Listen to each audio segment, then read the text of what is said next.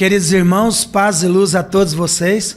É uma grande alegria estar novamente no programa Espiritismo em Movimento, divulgando a doutrina e tratando de temas sensíveis à nossa sociedade à luz do Espiritismo. E hoje nós estamos aqui com o nosso companheiro Calcide Sá Roriz, ele que é ex-presidente, né, Calcide, da Federação Espírita do Estado de Goiás. Hoje trabalha aqui na Casa Estudantes do Evangelho, especificamente no estudo sistematizado da doutrina espírita e também no EAD. E o Calci, que é palestrante aí, correndo aí o estado todo e o Brasil. Calci, é uma grande honra ter você conosco aqui no programa Espiritismo em Movimento. Seja bem-vindo.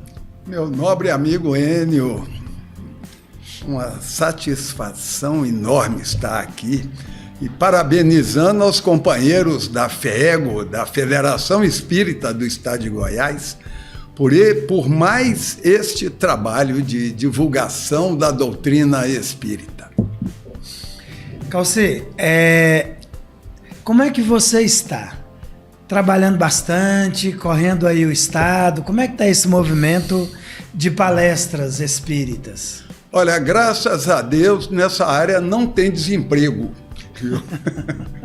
Não há desemprego, ainda bem. Estamos sempre em contato com os companheiros das instituições espíritas de Goiânia, de Goiás, eventualmente do Brasil, mas nós estávamos conversando aqui a respeito do interesse dos irmãos de outras terras com relação à doutrina espírita. Eles acham fantástico, inacreditável, mas como o Brasil é espiritualizado assim, nesse nível?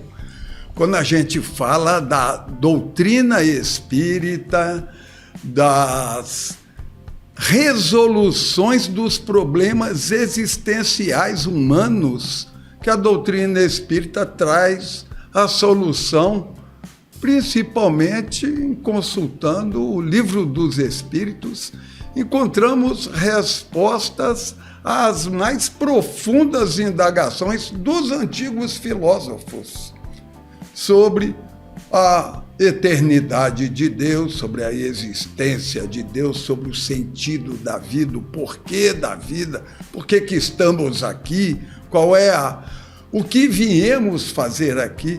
Então, quando a gente mostra, os amigos estrangeiros, italianos, americanos, canadenses, eles ficam de queixo caído, meu irmão Enio, a respeito da grandeza da doutrina espírita. O nosso tema de hoje é o Espiritismo como remédio para os males da atualidade. Calci, nós estamos falando, você está falando sobre o processo de espiritualização do nosso país, né? Mas, evidentemente, que nós temos muitas contradições e essas contradições, elas mexem muito com o emocional. Como que o Espiritismo, ele pode ser trabalhado como remédio para esses males da atualidade? Não só no nosso país, mas pelo mundo. Os males da atualidade são os mesmos males de ontem, são os mesmos males desde o início da humanidade. O orgulho e o egoísmo. Você encontra no Livro dos Espíritos, na questão 785, Allan Kardec indagando qual é o maior impedimento ao progresso humano. E a resposta dos Espíritos: o orgulho e o egoísmo. Ou seja, hoje a gente vê uma luta, uma disputa imensa, não só no Brasil, em todos os países. A Europa está praticamente em estado convulsionário, de guerra, de luta nas ruas. A gente observa isso também nos Estados Unidos, no mundo inteiro. As pessoas se digladiam, entram em contenda física não mais o debate, a discussão, a agressão verbal. Agora já estão partindo para a agressão física, para os assassinatos e etc. Tudo isso indica esse momento em que a humanidade se encontra numa situação em que terá que definir. Porque um homem profundamente orgulhoso e egoísta está começando a perceber que ele não pode mais prosseguir nessa caminhada de orgulho e egoísmo. E olha, não adianta a aplicação de nenhum regime totalitário, seja de um lado, seja do outro, não importa, que imponha à criatura um procedimento. É preciso que cada qual desperte em si a necessidade de se livrar do orgulho e do egoísmo. Somente com o esforço individual. Aquilo que eu exijo do outro, aplico em mim. Aquilo que eu quero que o outro seja, aplico em mim, vencendo a mim mesmo. Enquanto a gente estiver brigando com o outro, nós estamos simplesmente adiando a luta que deveremos ter com a gente mesmo. Maravilha. Vencendo o nosso orgulho e o nosso egoísmo, para aí sim progredirmos, avançarmos. Muito bom. Calcê, então você afirma, né, com base no Livro dos Espíritos, que o egoísmo é o grande mal da humanidade, né? Ele está na base de todos os outros males da humanidade. Mas de que forma, Calcê, os ensinamentos de Allan Kardec e a prática espírita podem ajudar o ser humano a superar esses desafios de ser melhor? Onde que a doutrina espírita pode ser útil nesse imbróglio em que nós estamos, nessa brigalhada que nós estamos? Quando a gente se descobre espírito, quando nós sabemos que somos seres espirituais vivenciando uma experiência encarnatória. Essa frase é de Pierre Chardin, um padre francês espiritualizado. Somos seres espirituais vivenciando uma experiência física. A hora que nós tomarmos consciência disso, o que a doutrina espírita colabora em fazer com que a gente desperte para o que efetivamente nós somos. Não somos pagadores de impostos, não somos pagadores de boleto, não estamos aqui para sofrer, não estamos aqui para brigar com ninguém, não estamos aqui para vencer ninguém. Estamos aqui para vencer o maior inimigo, que é a gente mesmo. Maravilha. Então o Espiritismo, ele conduz ao processo de transformação íntima. De autoconhecimento. Né? De autoconhecimento, muito bom. Meus irmãos, é uma maravilha, né, ouvir o nosso companheiro Calci na sua eloquência, ele que tem muito conhecimento a nos passar, já deixa aí para o segundo bloco um gostinho de quero mais, né? Mas vamos agora para o nosso intervalo, vendo aí as novidades da nossa livraria espírita. E aproveitando também para lembrar a todos do nosso 42º Congresso Espírita do Estado de Goiás, né, que vai acontecer no ano de 2026, no período do Carnaval. Nós já estamos aí com a grande maioria das inscrições preenchidas, mas dá tempo. Vá lá e faça a sua inscrição. Jesus e Kardec para os tempos atuais. Faça a sua inscrição e vamos participar do congresso. Até daqui a pouco.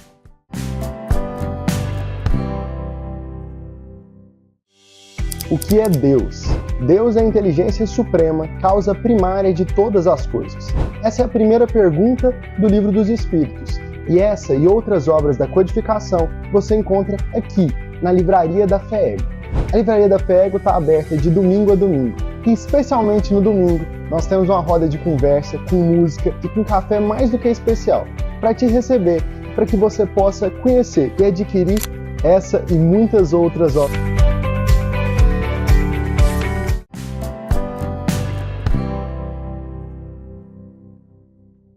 Então nós retornamos com o programa Espiritismo em Movimento e hoje nós estamos aqui com o nosso companheiro Calcide Sarroris.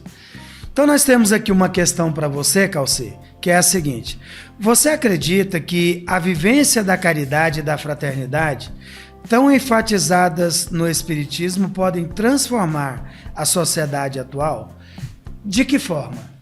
Que beleza de pergunta. A questão 811 e seguintes do Livro dos Espíritos, em que Allan Kardec indaga a respeito daqueles que querem impor um sistema, ou seja, obrigar a gente a ser igual por uma decretação, como se fosse assim, vamos supor, o Estado, obrigando todo mundo a ser igual. Os espíritos simplesmente dizem: os que defendem essas ideias são sistemáticos e orgulhosos. Não conseguem enxergar a realidade, porque no segundo seguinte já haveria diferença entre um e o outro, porque as pessoas são diferentes.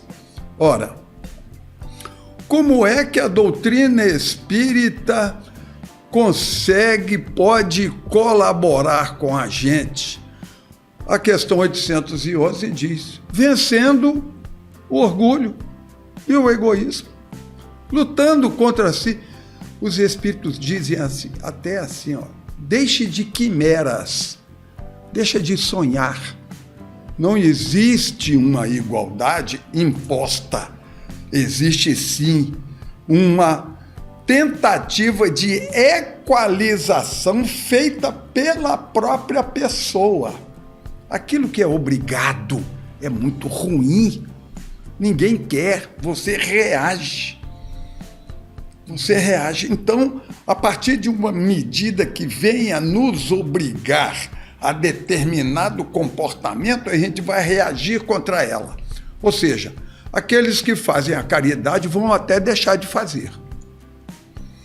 Quando a gente desperta para a necessidade do outro, quando você enxerga a necessidade do outro como uma necessidade sua, você, de coração, pelo sentimento, você auxilia aquela pessoa.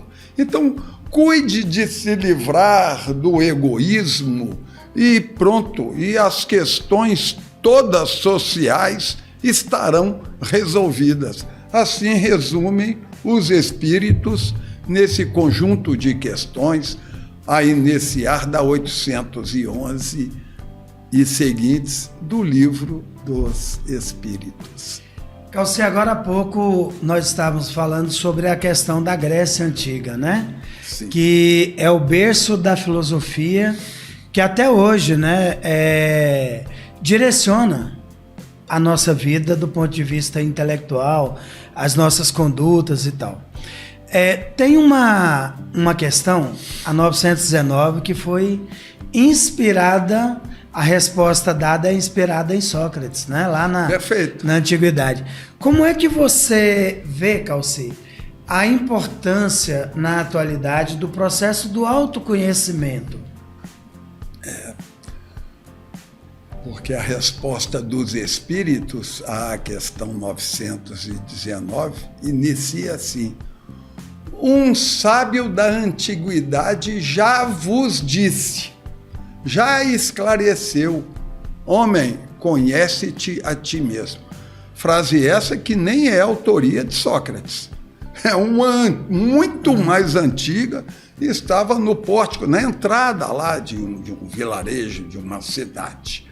Ele viu aquilo e adotou aquilo como lema, ou seja, é um é uma instrução até mais antiga do que Sócrates. Para que os irmãos se situem no tempo, Sócrates viveu 450 anos antes de Cristo. Sócrates trouxe o pensar, o cérebro. Jesus trouxe o sentimento. E a doutrina espírita diz, é preciso unir um e outro para que o ser humano avance. Então, conhece-te a ti mesmo. Olha que mensagem linda, e é exatamente isso que a doutrina espírita faz. Traz para nós o conhecimento de quem nós somos. Eu acho muito engraçado quando eu vejo determinadas pessoas tendo assim um acesso de autoritarismo, né? Dizer, você sabe com quem você está falando?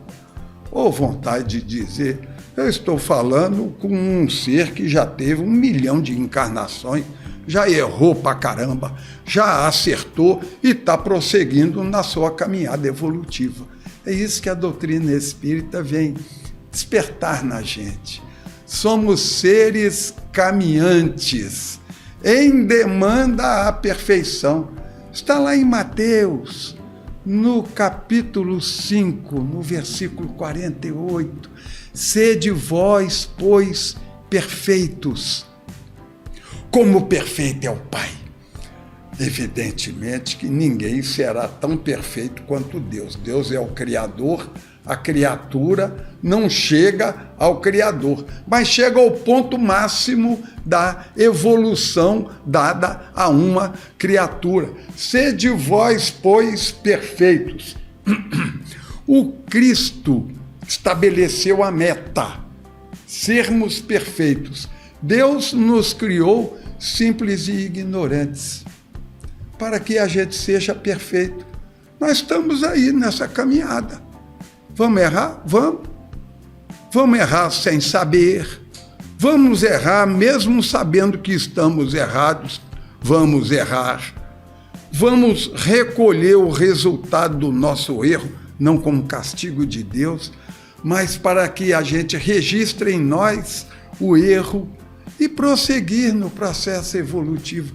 Olha que mensagem linda essa. Maravilha. Meus irmãos, a gente costuma brincar, né? Que nós nos conhecemos no presídio, né?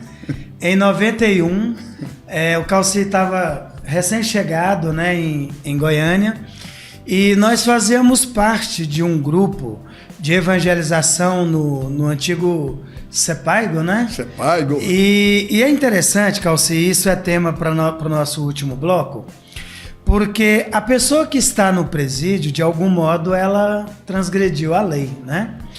E no Livro dos Espíritos, questão 621, diz que a lei está escrita na consciência. Então, no próximo bloco, eu queria explorar um pouco isso, assim. Como é que nós poderíamos nos ajustar melhor com essa lei que está na consciência? Porque me parece que nós estamos numa prisão interna, né? E tem gerado muita depressão, ansiedade, outros transtornos aí.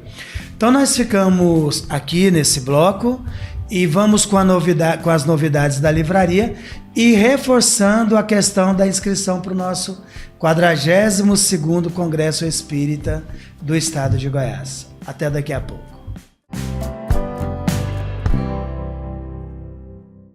Amigos, estamos em mãos aqui um livro extraordinário que deve fazer parte das nossas leituras, das causas primárias, escrito pelo nosso grande amigo Otacílio Rangel Nascimento. Otacílio é doutor, professor sênior de física da Universidade de São Paulo e é um grande trabalhador do movimento espírita do Brasil. Com essa obra, ele nos facilita a compreensão de questões científicas que às vezes temos dificuldade. Nós preocupamos muito com as questões práticas da vida, as questões de relações emocionais, e deixamos, às vezes, de visitar obras como esta, que nos facilita a compreensão até mesmo dessas questões que a vida nos traz. Olha que interessante, ele traz aqui questões sobre os elementos gerais do universo, sobre Deus, da criação. princípio vital. Olha o que ele fala em relação à nossa reflexão sobre Deus, que é muito difícil entender Deus enquanto pensarmos como homens e mulheres, mas será mais fácil buscar Deus como espíritos imortais que somos. Outra questão interessante também que nos traz sobre o pensamento, ele diz assim: ainda não sabemos de todas as formas de energia que existem na natureza. Nada sabemos da energia radiante gerada pelo pensamento, pois que não desenvolvemos medidores do pensamento. Olha só. Então são coisas muito importantes para a nossa compreensão da própria vida. Recomendo a todos, está à disposição na Livraria da Federação Espírita do Estado de Goiás, editado pela própria FEEGO, e é uma recomendação nossa que não pode fazer estar distante da vida de todos nós. Então, boa leitura a todos.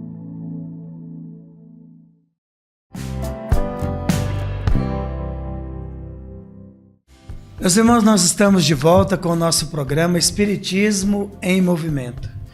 E hoje, para você que de repente esteja chegando agora, nós estamos aqui com o nosso querido irmão Calcide Sarroris, falando sobre o Espiritismo como remédio para os males da atualidade. Nós estávamos falando, né, Calci, no bloco anterior, que nós nos conhecemos no presídio, em 91. Porém, numa condição um pouco mais...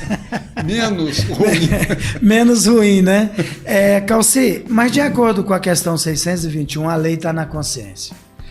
Como que nós nos prendemos nessa caverna consciencial em função do nosso passado e das nossas atitudes atuais? Rapaz, isso dá um congresso, viu? A gente pode trazer Platão aí e falar do mito da caverna, não é? Mas observa só, o livro dos Espíritos geralmente são perguntas muito bem elaboradas, perguntas até grandes e respostas grandes. Uma das menores respostas é a de número 621. Allan Kardec pergunta: onde está escrita a lei de Deus? Resposta: na consciência. Ponto final. Acabou. Só existe uma outra resposta mais curta do que a 621, que é a 625. Qual é o tipo que Deus ofereceu à humanidade para lhe servir de guia e modelo? Resposta: Jesus, ponto. É uma resposta de uma palavra só, porque não tem questionamento, não tem elaboração. Então, lá na questão 621, quando fala na consciência, Deus, quando nos cria, quando a criatura atinge a fase humana, ganha o selo da consciência, a percepção de si, penso, logo existo. A pessoa, quando ela adquire a capacidade de pensar, de elaborar pensamento, toma consciência de si, ela ganha o livre-arbítrio. Dado por Deus, concessão de Deus.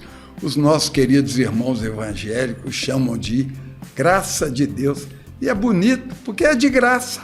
Quanto você pagou pelo livre-arbítrio que você tem? Nada, é de graça. Concessão de Deus, dada para que o ser humano, de posse da sua vontade, do seu querer, do seu livre-arbítrio e dotado da consciência de si, ele possa tomar deliberações. Mas, muitas das vezes, ou quase sempre, a grande maioria, assim está no Livro dos Espíritos, não lembro o número da questão, a grande maioria, de vez seguir o caminho evolutivo, prefere outros caminhos, pecar. Pecado quer dizer desviar do caminho, escorregar com os pés, sair da trilha, sair do caminho. É por isso que Jesus veio à Terra, o guia e modelo, para ensinar, dar a dica. Por isso que o brasileiro gosta tanto de Jesus, porque Jesus veio trazer o jeitinho, o modo da gente evoluir sem sofrer muito, sem escorregar muito, trilhar. Agora, quando a pessoa age contra a sua própria consciência, ou seja, ele sabe que é errado, mas mesmo assim faz o que Deus, como a providência divina age, retira o livre-arbítrio, ou pelo menos parte dele. Castigo? Não, para a gente não errar mais. Se eu deixar aquela pessoa naquela condição, ela vai continuar errando e se afundando. Então, tira a parábola dos talentos. Tira o talento desse e dá para o outro. Quer dizer, concessão de Deus. A lei de Deus estando escrita na nossa consciência, todo mundo tem a absoluta noção do que é certo e do que é errado. Vai dizer, não, mas tem uns que não têm, aqueles que têm a sua mente, os chamados debilitados mentalmente, o índio, eles são inimputáveis, ou seja, a lei não prescreve a lei humana não prescreve nenhuma pena a quem não compreende aquilo. Então tem um menor de idade e tal, que ele não compreende. Aquele que já compreende, e mesmo assim ele agride a lei, ele está indo contra si mesmo. E aí criam os casos das celas, das prisões. A lei humana pune o erro cometido aqui, Deus retira o livre-arbítrio, ou parte do livre-arbítrio, daquele que contumazmente, ou seja, de maneira rotineira, vem cometendo equívocos dentro de determinada área, para que ele possa se reajustar, readquire o livre-arbítrio novamente e prosseguir. Segue, né? Calci, que maravilha. É interessante, né? Porque assim, já que a gente está falando de lei, e só está no presídio aquele que transgrediu, né? De alguma forma as leis dos homens. Como os resultados foram positivos daquele trabalho, né? Hoje nós encontramos aí na sociedade pessoas trabalhando aí, alguns até no movimento espírita, né? Sim. E que por tomar consciência de que a lei, ela está nessa intimidade mesmo, consciencial, pegaram outro rumo na vida. Mas você falou uma coisa aí, grande abraço aqui à nossa companheira Jurandira, a nossa companheira Deusdete, né, que foram grandes missionárias nesse trabalho. Nessa área aí. Você falou assim, evoluir sem sofrer muito, né? Nós temos uma resistência à mudança, né? Essa ideia de mudar parece que gera um desconforto muito grande. Como que nós podemos evoluir dentro do sistema familiar, dentro dessa relação? Porque hoje tem um mecanismo assim de compensação, eu tento fazer pelos meus filhos, mas aí eu me liberto dessa possibilidade do esforço moral. Como que você tem visto hoje esse crescimento, essa caminhada dentro do sistema familiar? Dentro da família. A origem do termo família é muito interessante, porque olha só, família, faminto, famélico, tem tudo a mesma raiz. Família, então, se etimologicamente, pela palavra, se a gente fosse definir, a gente diria, é um grupo de pessoas que passa fome junto. Eu me lembro da música do Titãs, você tem fome de quê? Você tem sede de quê? O grupo familiar é um grupo de apoio de pessoas que têm uma mesma necessidade ou necessidades complementares e um apoia-se no outro. Vale dizer, a família é exatamente a representação da humanidade que nós necessitamos para o nosso progresso. Chico Xavier diz: aquele que não consegue viver em família jamais conseguirá realizar algo em prol da humanidade, porque a família é o primeiro elemento de prova e de comprovação do nosso trabalho, do nosso esforço. Então, conviver bem, procurar viver bem. Mas é complicado. O cunhado, a sogra, o parente difícil. É muito complicado. Mas faz parte do nosso cardápio espiritual. Nós estamos aqui para aprender a conviver com eles para que a gente evolua. A gente fica pensando, eu vou corrigir aquele outro. Bobagem, meu amigo, bobagem, esquece isso. Vamos nos esforçar para cada um corrigir a si mesmo e tocar a vida para frente. Muito bom. Calcê, essas pessoas que normalmente quando você encontra, né, problemas familiares mais acentuados, é muito comum você ouvir as pessoas dizendo assim: mas o que eu fiz para merecer isso? Eu não mereço, ou eu acho que eu nasci na família errada, né? É possível isso, Calcê? É possível Deus errar? Ih, errei. A cegonha errou o caminho, de vez de botar ali, botou em outro. Esquece isso, amigo. É tudo muito bem planejado. As obras de André Luiz, principalmente, mostram muito para a gente essa questão do planejamento familiar. Não existe acaso. Todos nós estamos inseridos dentro do contexto familiar, cultural, financeiro, emocional, psicológico, de que a gente necessita para colaborar com aquele meio e para a gente aprender. É troca. É um comércio aí, é troca. A gente doa algo, recebe algo. Agora, quando a gente se fecha na rebeldia, que foi que eu fiz para merecer essa família? Eu nasci em lugar errado. Isso é uma rebeldia contra quem?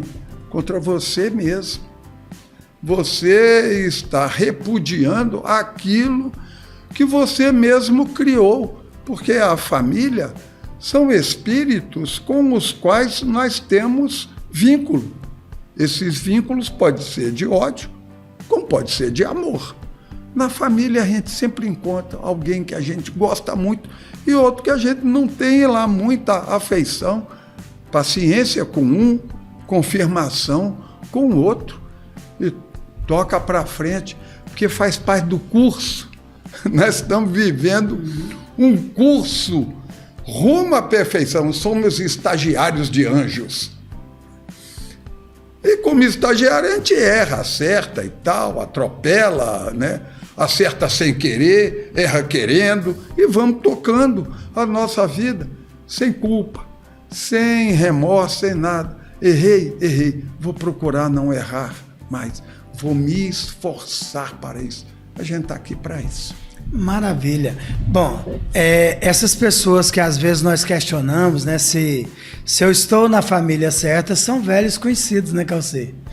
Pessoas que há uns tempos atrás nós estávamos por aí sendo ferramenta de desvio dessas pessoas. E agora a gente volta para o reajuste e é aí que a porca torce o rabo, né? Como se diz no interior do estado.